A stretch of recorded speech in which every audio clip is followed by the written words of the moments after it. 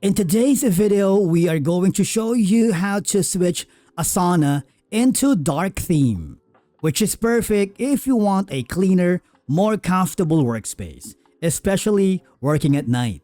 Let's begin. Now, the first thing that you need to do is to open your Asana workspace and make sure you are logged in using your credentials. And then once you are in the dashboard, I want you to hover to the bottom left corner where you can see your profile icon. And click the settings, and then on the tabs, I want you to click the display. As you may notice, right now I am using the light theme, but if you wanted to have it into the dark theme or dark mode, all I have to do is very simple. Click the drop down menu, and as you can see, you have multiple options, but of course we are choosing the dark theme.